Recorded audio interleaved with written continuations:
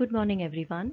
Today I'm here for the course DBMS, and today's topic of study is three-level architecture of database. The course code of this subject is BSCS 2322, and this subject is for program BSc. What the student has to know to understand this? So the student should know little bit knowledge about the data structure.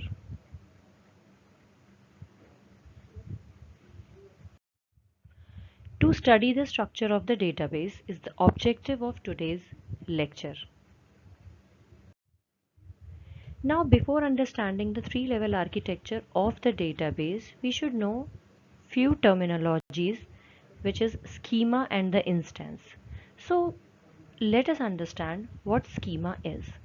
So, basically, a complete design of the database is called the schema.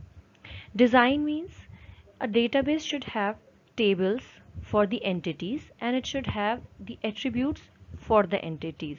So the entities and their relationship in the database is the part of the design of the database and called the schema. So the names of the table, the columns of each table, data types, triggers, functions, view packages and other objects are included in the schema. Now the changes in a schema are not applied so frequently, so usually it is just like a blueprint. When a person or when a building has to be built, then architectures are there who create the design of that particular building first, and according to that design it is implemented. So you can take that analogy that in the simple uh, terms, the schema is the blueprint of the database, that how database will look like, as well as what parts or what elements should be there in the database. So once we create the structure, usually changes are not done. So changes are not frequently done once we are finished with the design of the database. And the schema modification, still if it is required or some alteration is required, we call it as schema revolution. So for example, if you are creating a database for a student, then there is an entity called student and another entity for which you are getting the information, course. So student, there is a student for which I am creating one table, name, student number and semester, and for the course as well. So this is the part of the schema design. After that, instance.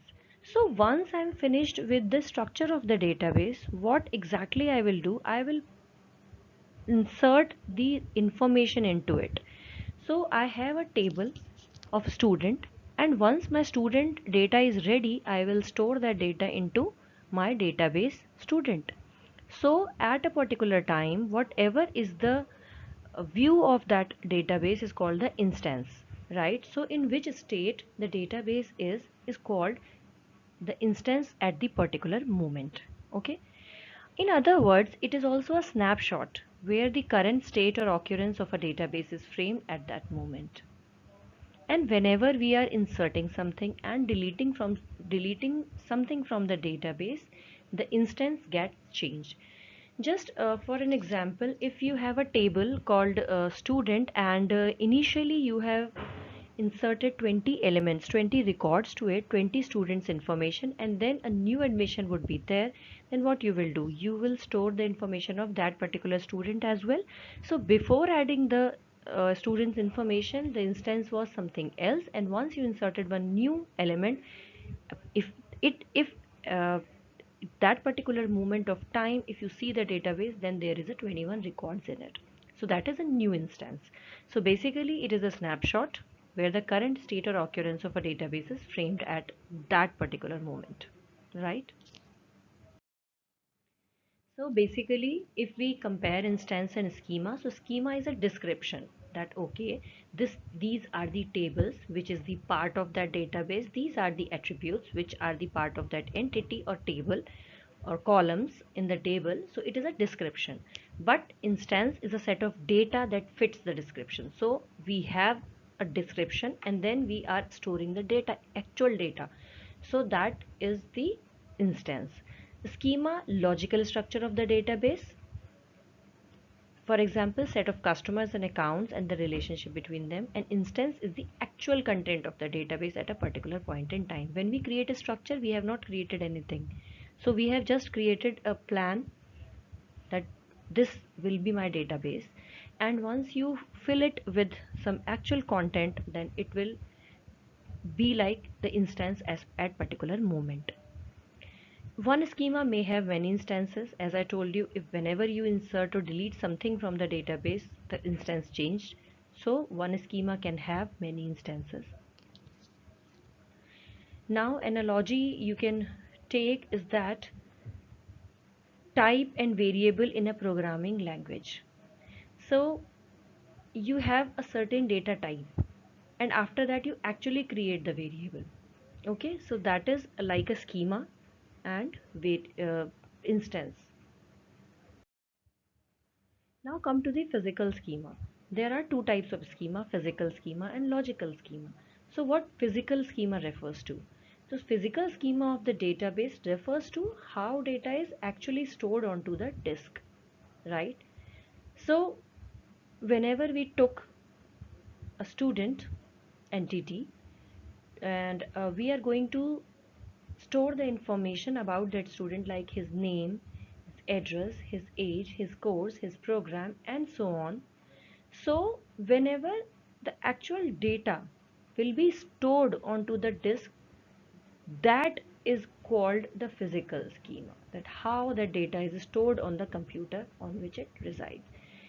And it may have that what indexing you have done onto the data for improving the searching mechanism, or which data structure you have taken to store those variables or the information about the student. Like if he is having his admission number, then maybe you took the string variable or you took an integer depending upon the information in the admission number. So physical design basically involves tuning of a database to optimize performance, and somehow we have to involve the database designer as well, because the overall structure is there in the mind of database designer. Now as compared to this physical schema where we are bothered with that how actually information is stored onto the disk, in logical schema we basically bother about the overall logical plan.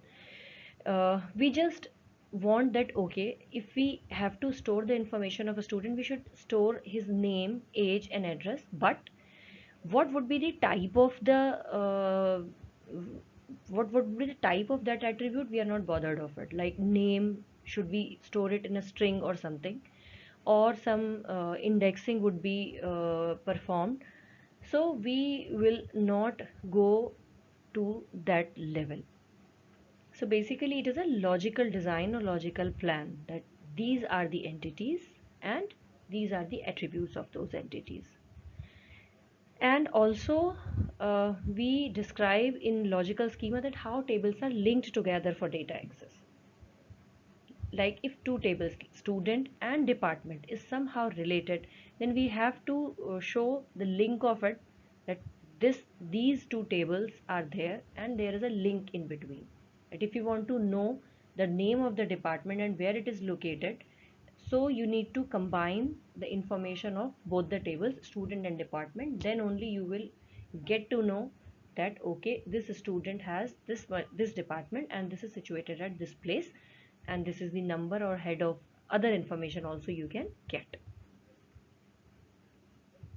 Now who is responsible for creating this logical design? So database designers are responsible for creating the logical schema, and application developers and database administrator may find the logical schema useful for performing certain tasks.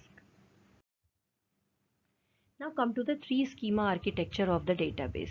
So basically this whole database is divided into three parts, and those are called the architecture.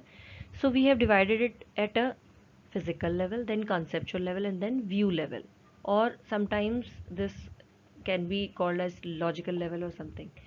So first of all is the view level. So view level is directly connected to the user. So how each and every user can see the part of the database. Suppose you have one big database and you do not want everyone to see that, then the only information which is relevant to that particular user will be seen to that. So that is a kind of view which the user is watching. So each view describes an aspect of the database relevant to a particular group of user. Okay.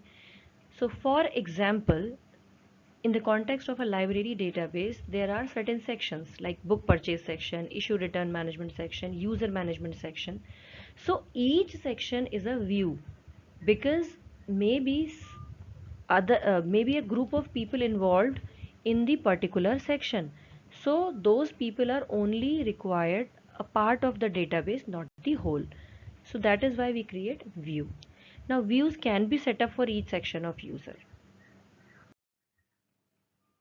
It also describes the logical structure of the entire database and no physical level details are given. Here we have not given that name is of string or age is of integer, but we have only give them that these particular table is having this data, and we are not also providing them the type of it. Now next is the physical level schema. So in physical level schema, it actually describes the physical structure of the data in terms of record formats, file structure and indexes. And views are optional. We can set the views if it is required, and we know that okay, our organization is divided into certain user groups, and their user identifiable user groups exist. Then we can also set some views for different groups. The logical schema is essential because before you are using that database, it must be created first, and what information it will have with. So for that you need a logical schema, so it is mandatory. And this modern RDBMS high detail of the physical layer. So if you're using this RDBMS, then what physical details are there would be hidden from the user. Another term is physical data independence. So what physical data independence is? The ability to modify physical level schema without affecting the logical or view level schema. It means if you can write a program and there must not be a change in the program if physical level schema changes. So that is called physical data independence. So the ability to modify physical level schema without affecting the logical or view level schema. So suppose you have entered 100 student, right? And after certain point of time, you think that okay, I took the string type for the name, and the size of that string is suppose 10 bytes. So now I want to increase it 10 to 20 bytes. Then you can do it without changing the information stored. So physical thing can be changed without changing the logical one. And also suppose you have taken some other data structure in the past and now you want to change it. So you need not to affect the logical view schema, and you can easily change that. Any indexing mechanism if you want to change or put, then you can do that. Performance tuning, so modification at physical level creating a new index. What is physical data independence? It is also modification is localized, achieved by suitable modifying PL-LL mapping, a very important feature of modern DPMS. Now, compared to this, we have logical data independence. It is the reverse of physical data independence, in which if you change the view level, you need not to change the physical level. For example, you have 20 records in the database, and if you delete one record, there must not be a change of the physical design of the database. So the ability to change the logical level scheme without affecting the view level schemes or application program. So you can adding a new attribute some relationship. So no need to change the program or view that don't require the use of new attributes. So suppose you have provided an authorization for a particular view to a user, and if you have added a new attribute to your table, then you need not to change that view until and unless that new column or new field is required by that person who is viewing that information before. And also deleting, no need to change the program or view that use the remaining data. If everything fine with the remaining data, and you can easily, so you can easily delete the attribute. So this is all about the architecture. So architecture should, if I summarize this, if I need to summarize, so the architecture is the overall structure of the database, and this architecture of the database is of three categories or three parts. One is the physical, then logical, and then view level. Sometimes it is physical, conceptual, and view level. Okay, after that we have seen that independence, data independence, which was physical and logical data independence, in which you can change one type of schema without affecting the other. Right, so that's all for today's session. We will meet with the next topic in the next session. Thank you.